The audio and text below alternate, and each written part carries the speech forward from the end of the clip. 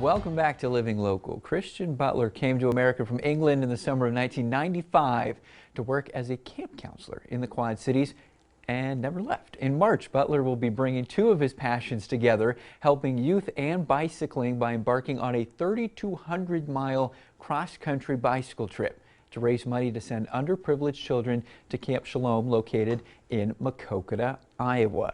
Joining us in studio today is Christian Butler, founder of Cycling Kids to Camp, Tom Bly, executive director of Camp Shalom, and Ken Reefer, of the secretary of the QC Morning Optimist Club. Gentlemen, thank you all for coming in today. Thank you for having us. I'm going to start with you, Christian. First of all, how did you come up with this idea of the long bicycle ride? Well, many years ago when I was a youngster, I was very fortunate to be a part of an organization called the Boys Brigade. It's very much like the Scouts. And my father was an officer, so every year I got to go to camp as a child, right up until I was about 17. And I just thought that camp was the best thing ever, and something that I really looked forward to. And my sisters were in the Girls Brigade, so it was just something that like a family affair. And so camping's been very close to my heart, being out, in the wilderness and all of that. But also, cycling has always been a passion of mine as well. I started cycling back in England after I'd finished boxing, and I cycled. I did some triathlon, and recently, probably around several years ago, picked up cycling again with the Quad City Bike Club. Along with my wife, we both cycle along with a group pretty much every weekend with the club.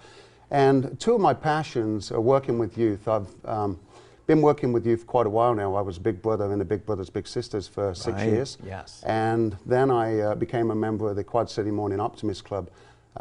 So I've been involved with helping youth for quite a while. And I had a bucket on my bucket list. I had a dream of cycling across America, which is quite the feat, and I thought that's something I really want to do. And I thought what I could do is combine the two. It's a great opportunity for me to do something that I was really passionate about. I wanted to do something bigger for the youth, to help the youth in some way. And so I thought I could use this opportunity that I'm cycling across America to raise funds, raise donations to send children to camp, children that may not normally be able to afford to go to camp for a week. And personally I feel that it's extremely important for every child to experience all the great things that come along with camp, to have that opportunity to go. So that's why I brought together Cycling Kids to Camp. Let's talk about those opportunities you mentioned. What do you think, because you've been a camp counselor, what's the huge benefit that kids get out of going to camp? Well, it really builds their self-esteem. It gives them, it builds their independence. It puts them among other kids where they've got to work together as a team, and it puts them around individuals that are going to help them in life. All these camp counselors that are helping them during the week that they're there. But it gets them out of the environment that they've been used to being in. Some of these children, have never been out of the town that they've been raised in, and so it really kind of gets them out of their comfort zone. Gives them an opportunity, like I say, to mix with other children and be around something really positive and positive role models in their life, that they can take that and hopefully that sticks with them, and it carries on, with them in years to come. Long-term benefits. Long-term benefit, exactly. Tom, let's bring you in. Let's talk about the history of Camp Shalom. Tell us about that. Well, in 1976, Camp Shalom was started by St. Paul Lutheran Church in Davenport. And it was a 180-acre piece of property back then. But early on, the church in their long-range planning recognized that this could be bigger than just what they do. So in the mid-90s, they created a separate not-for-profit organization and spun Camp Shalom off the property and everything, gave it up. For the greater good of the community. So when that happened, there was about 200 kids going to camp every year. And that was just too much for the church to take care of. Right. And through the years, the first director, Pastor Eric Elkin, helped grow it. And today, over 1,000 kids attend summer camp every year at Camp Shalom. Over 1,000. What all do you guys offer up there? Well, we have the usual things. Canoeing on the Maquoketa River is popular. We take the kids, some of them, the older ones, get to go up to do a houseboat trip for a week. Ah. But on site we have zip lines and all the usual things camps will have, and then we utilize a pool in Maquoketa. So A whole bunch of good outdoor activities amongst others, I'm sure. Yep. Now, Ken, you're the club secretary of the Morning Optimist Club. Tell us more about the club, actually, first of all, for those who don't know. Quad City Morning Optimist Club is part of the Optimist International organization that has been in existence for over 100 years. Our particular club was established in 1986, and we meet every Tuesday morning at Hickory Gardens restaurant, have a speaker every single week, and from those speakers and from our items, we make determinations, and we're to support youth. The motto of the Optimist International is Friend of Youth. And through this organization, we have two primary fundraisers. Okay. One is the Avenue of Flags on the holidays, which I'm sure you might see in some neighborhoods in the Quad Cities.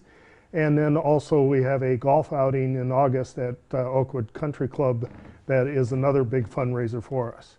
Through all those fundraisers, last year we distributed over $102,000 to over 50 different organizations in the Quad Cities. So Christian's project here was a good opportunity for us to support him, and our club has pledged to match the first $9,000 that he earns in his fundraising so that we can send kids to camp. Sounds like an excellent, I mean, blending, like you said, being involved with youth, very important. Now, Christian, let's talk about this trip. Sure. 3,200 miles, right? Right. Roughly. What's the route, timetable? How's that all going to work out? Yeah, so I'll actually be leaving Galesburg, on Okay. the train to go down to San Diego. It's a two-day right. ride. Okay. I'll be leaving on the 29th of this month, and I'll spend a couple of nights in San Diego. From there, on March 4th, that's it, I'll be off. I'll be cycling across the southern tier, heading east and heading all the way to St. Augustine in Florida. Okay, so you're going across the southern part of the Going country. across the southern tier, correct. All right, so that sounds a tiny bit more. Now, how can people in the community actually get involved with your trip and your cause here, trying to raise money for this? I have a website put together by a good friend of mine, and his name is John Taylor. I was very fortunate to have John on board and help me put the website together. It's called cyclingkidstocamp.com. Okay. Also on Facebook, you can find Cycling Kids to Camp on Facebook. Got a page too, okay. Yep, and on cyclingkidstocamp.com, there is a link in order to, if someone would like to make a donation, they can click on Cycling Kids to Camp Donate, and that will allow them to make a donation to help send a child to camp. And just so you know, I'm funding this ride myself, so every single penny goes towards sending a child to camp. It's not going to, anyone donates, it's not going to be covering your costs. Nope, I'm covering all my costs myself. So it'll be 100% the money going towards sending a child to camp. All right. Christian, thank you so much for coming. Best of luck Thank also you. as well. Thank you. Tom, again, thank you for coming in too. If you'd like more information or if you'd like to donate, like we talked about, visit cyclingkidstocamp.com. We'll also have those details posted on our website, ourquadcities.com.